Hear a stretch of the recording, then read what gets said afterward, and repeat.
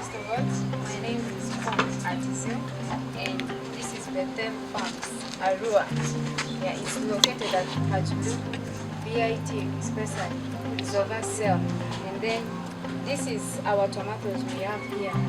Yeah, this variety is Rocky F1. F1. Yeah. Let's see, you have already planted it. Yes. Nursery bed first.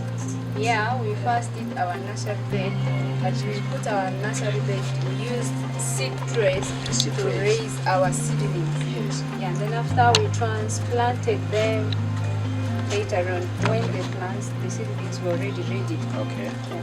that's good. So, may I know something from you? How did you space your tomato?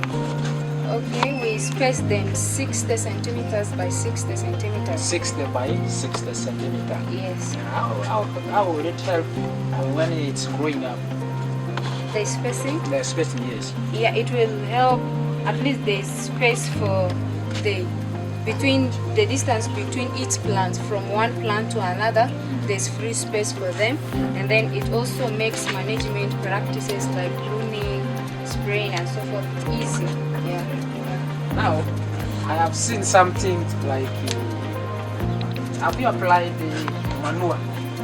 Yeah. First of all, when we were planting the tomatoes first, after making our hole 60 centimeters by 60 centimeters, we put for them DAP. You know, DAP helps in stronger root development. What's that first of all? DAP is diammonium phosphate.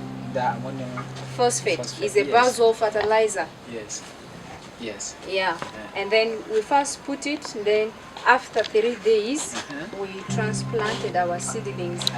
You Yeah. put that first, then after 3 days, Yeah. you come and plant the Yes. tomato. Yes. That's good. Yeah. But I've seen some ropes here. What's the use of these ropes? These ropes, they are staking ropes. We use them for staking our tomatoes. They are called staking ropes. Yes. They are called staking Yeah. ropes. Yeah. Yeah. For staking your Tomatoes. tomatoes. Yeah. Okay. But I've seen the structure here. What's the use of this structure? Okay. This is a spring house. Yeah. They use it. We want to grow crops. We want to control pests. The plants from pests and diseases. Yeah. Yes. Madam, I have some questions here for you. What is this one called? How do you call this system? This system is urban farming system. Urban farming system. Yeah. You can also use containers to raise your beds for planting, and then you can use this. These are just drums. The plants we use for water, but they have been packed in this way. The top is remain. The top has been removed, but sacks were laid down there, and then this soil was brought in, and then because from poultry house, you know, after decomposing, they are already manure. Yes, we mix them together with the soil, then we plant. Mix soil with manure. Yes. But here I'm not seeing manure. What happened? We use here basal fertilizers, and then this one is with manure, organically, and then this one is organically. Can we are you- trying to do both of them at the same time. Can you also space these containers? You can also space them, and then you can also just put it closer to each other, but it is good to space them so that movement around it will be very easy for you to do other management practices inside the container. Does it mean when I want to weed, I will first jump up here? You can stand here. This one you can easily stand here. You can pick the weeds with your hands or with your gardener. Okay. You can do it straight away. Unless if you're tall, you need to be up, you can climb there. See, you can do like this. You come here, then you do your weeding.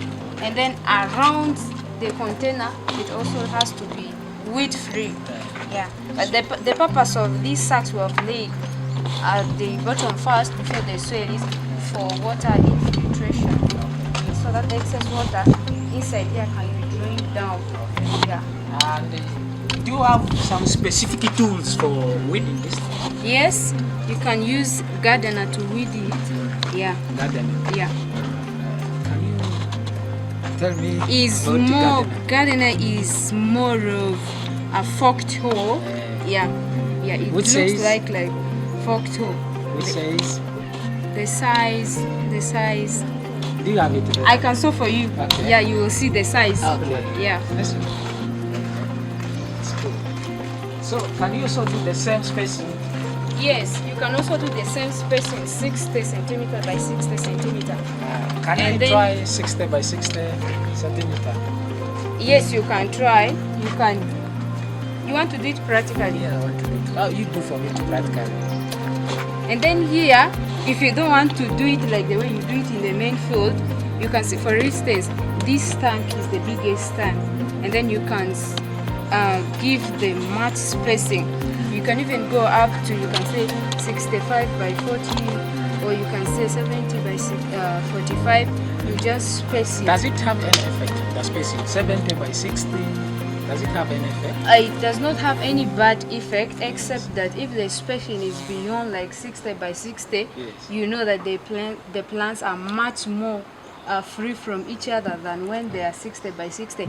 And then secondly, and then you will find out that small number of plants will be planted in a bigger place or a bigger container. Yes. Okay. Yeah. Can this one be stacked also? Stacked. Yeah, you Yes. are talking of stacking. Can Yes, it be stacked? because stacking helps the plant. When you're stacking your tomatoes, you're trying to avoid your plants from falling down, maybe from strong wind. You're giving them support, in other words. Yeah, so there's need for you to give them support, because when they reach their production stage, where they bear fruits, because of too much fruit, sometimes you see the plant is falling down or is breaking. Yeah, so there's need for you to give them support. Yeah. At first, you are talking of pests and diseases of the tomato. What are the pests and diseases for this tomato? Okay, for the pest, the tomatoes can suffer from tooth absoluta, number one. Tooth absoluta is a pest. Absoluta. Yes. And then we have thrips, Thrips, we have aphids, aphids, and then we also have the moth, moth, and then we have beetles. beetles. Yeah, these are some of the pests of the tomatoes. 5 pests of Tomatoes that I can mention for you. But for the diseases, we can say some diseases, you know, the fungal, and then some are bacterial. Yes, we can talk of your early blight and late blight. Yes. And then there's Barkley rot, Exactly. then there's root rot. Yeah. Let's come to this one. Okay. What's this one? This one is a passion fruit, but it is called giant granadilla. Giant Granadilla. Is it because it grows up? Not really. Yes. Yeah, that's just the English name for it, giant granadilla. Yeah. How I do you will space show you it? How do you space it? 1 meter by 1 meter, you can space it like the way you space in your watermelon. Yeah. 1 meter by 1 meter. Yes. Now, what is the use of this structure? This thing. These ones, these posts, they give support for the plant to creep. You see these wires up here? Yes. So they creep on them. Yeah. This Okay. one gives support for the plant. Now, I have seen there's a wheelbarrow here. What is the use of wheelbarrow inside this?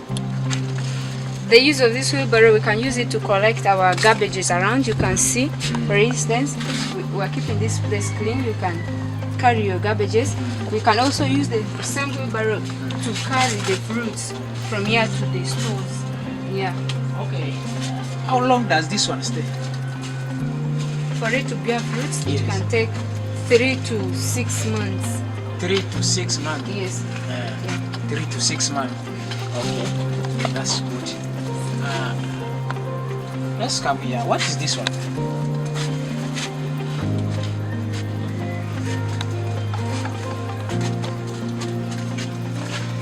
What is this one?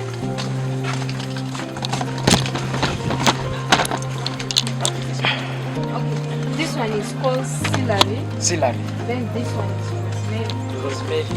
Celery. And this one? The collards. The collards. Yes. What about this one? Garlic. Garlic. Yeah. It's it's called garlic. The original name is garlic. This is leek onion, actually. Sorry. This is leek onion, actually. Sorry. You are watching Ludbara Gallery TV, promoting Ludbara culture. Don't forget to subscribe to our YouTube channel.